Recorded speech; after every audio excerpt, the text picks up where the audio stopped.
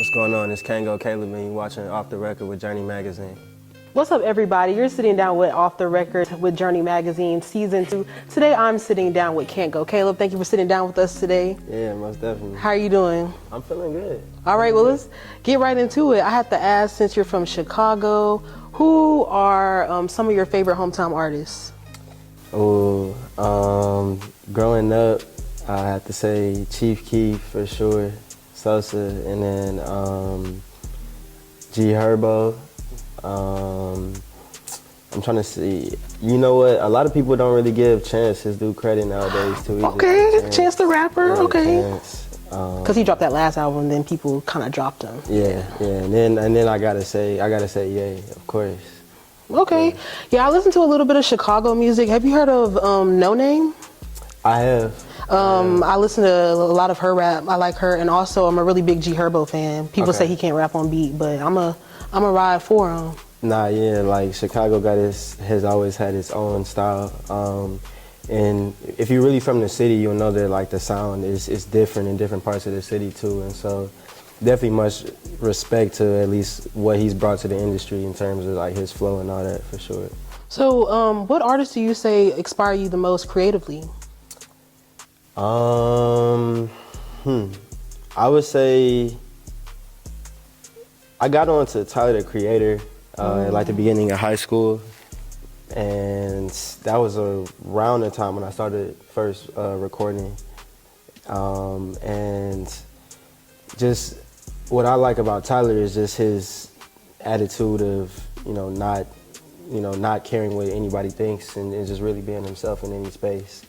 And so that definitely inspires me creatively. I try to everything that I do, I keep 100. Like, and so I'm trying to think who else. Lil Wayne too. You feel me? That's probably the greatest songwriter of all time. Okay. And so, yeah. So from one of your first projects, Shakeback Season, to your last recent EP, Do Not Disturb, how would you say your sound has evolved over the years? I would say that like I've gotten more creative just in terms of like my songwriting, my message, and then my experience has diversified a lot too.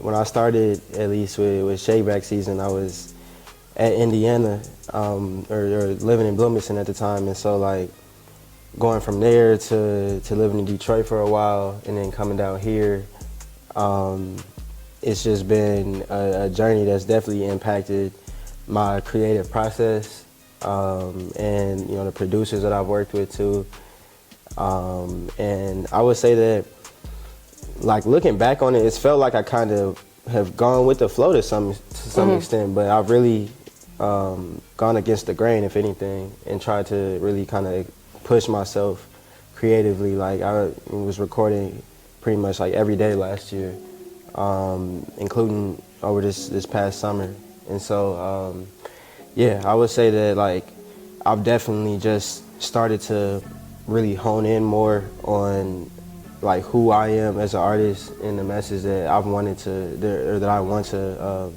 deliver to the world, and have more fun with it. And as a college student, how do you balance going to the studio? You just said you were going to the studio almost every day. How do you balance schoolwork and trying to push out your music? I don't. Balance is not a thing. Okay. It's really just a matter of like being very, very, very specific about my time. Because it's hard to be able to do that and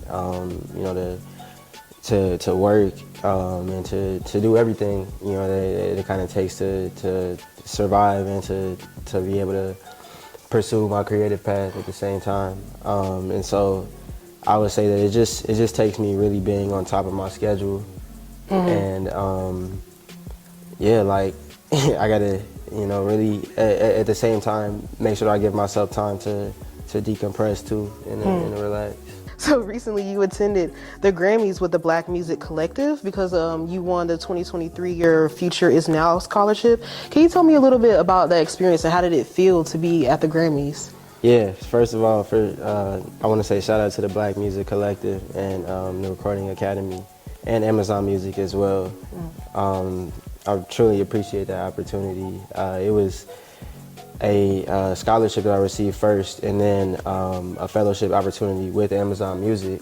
And so I want to say like 6 of the days while I was out there, I went to Amazon Music's office in Culver City and met a lot of their different teams, executives, and just different people in the company who wanted to share with us and see what we had to share too. And so I got to play some of my music there.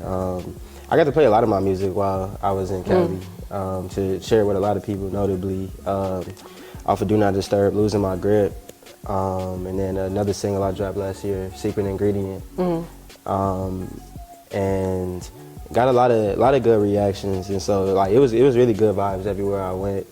The Grammy Week parties were great networking opportunities, and it was really eye-opening too, to really kind of see where I fit in context in the industry, and to really be able to see how tangible all of that, the possibility of winning a Grammy and just being in that space and succeeding in the industry, how tangible it truly is.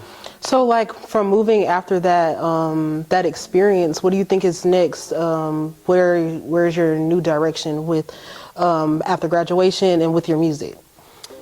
So I would say that that's something I've been thinking about a lot lately, and at least right now my plan is to finish out my master's degree here in business administration, and then from there, I'm determined to truly pursue my artistry, and so I've been having a lot of conversations, excuse me, with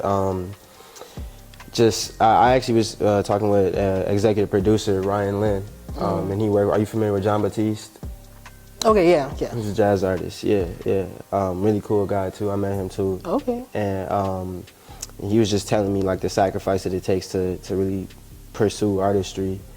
But just after my last year, I spent a lot of 2023 kind of really just deep in my grind, and I was in Tallahassee, I want to say pretty much most of the year. I only went home one time. And so just kind of being in my zone for so long, and then coming to Los Angeles and being oh wow, this is the outcome of this work, and this is where the potential I have to go as well. It really just made me recognize, okay, yeah, I'm moving in the right direction with what I'm doing, and now it's just really time for me to really just start just pushing the gas on this, for real. So it's kind of almost manifesting in a sense, you got to see it with your eyes, where you want to go. Yeah. Well, last question, what is some advice that you would give somebody who's trying to put their foot in the door and get their music out there? I would say to understand why it is that, what is it about you what is it about life or about music that draws you towards it? And find that same feeling in other people too. That's how you're gonna build, your support network. That's how you're gonna build the people who are gonna help you get to where you want to be in order to succeed, is finding people who can relate to that same feeling. All right, so what's next for you? Well, right now I got a lot of things in the works. I actually just released an EP in October, Do Not Disturb, and so I encourage you to go listen to that if you haven't already. And I actually have a collaboration with another artist who goes here, Slim VIN, coming out in the early summer, so be on the lookout for that too. We got a really, really cool concept coming for that. So okay. Other than that, I would just say stay tuned. All right, where can we find your music?